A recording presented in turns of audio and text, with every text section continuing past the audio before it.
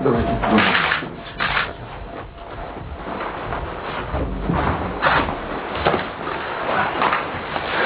У нас с вами много вопросов накопилось. Да.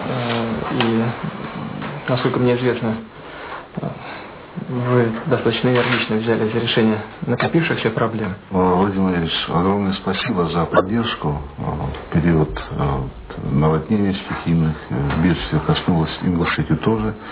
Мы сразу решили вопросы восстановления объектов жизнеобеспечения. Прежде всего, меня, конечно, интересует, как у вас складываются отношения сейчас с соседями.